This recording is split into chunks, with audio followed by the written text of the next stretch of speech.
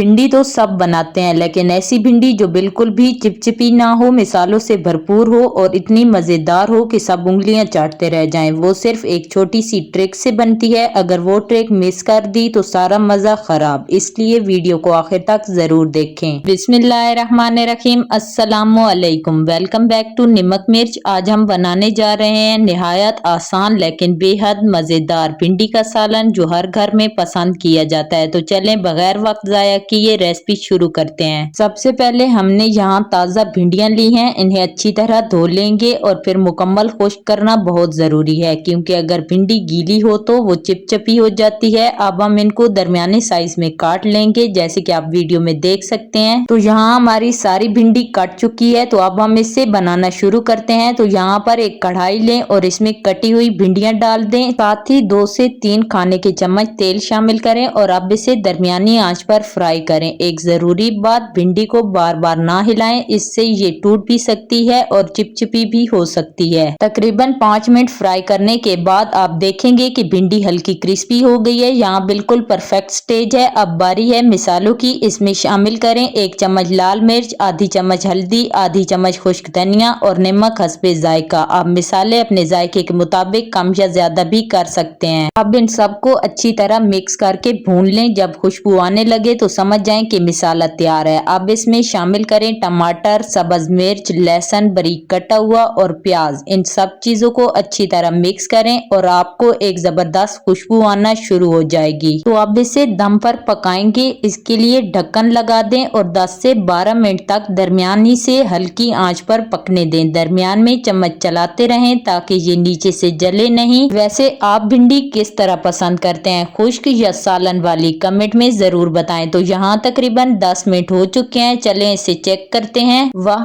माशाल्लाह से ये देखें, हमारी मजेदार भिंडी का सालन बिल्कुल तैयार है, ना चिपचिपी और ना ज्यादा पकी हुई। अब चूल्हा बंद कर देंगे और इसे प्लेट में निकाल लेते हैं। ये देखें इसकी फाइनल लुक कितनी मजेदार और दिलकश लग रही है। तो आप भी इसको अपने घर पर जरूर ट्राई करें। और अगर आपको मेरी आज की ये रेसिपी पसंद आई हो तो वीडियो को लाइक करें और अपने दोस्तों और फैमिली के साथ जरूर शेयर करें। और नमक मिर्च को सब्सक्राइब करना ना भूलें, क्योंकि यहाँ मिलती है मजीद आसान और मजेदार रेसिपीज। और वीडियो के लास्ट पे आप सबके लिए एक अच्छी सी टिप, भिंडी को चिपचिपी होने से बचाने के लिए इसे अच्छी तरह खुश्क करें और सब्र से फ्राई करें। तो इसी के साथ मुझे दें इजाजत, अगली वीडियो में फिर मिलेंगे एक न्यू रेसिपी के साथ। तब तक के लिए अल्लाह हाफिज।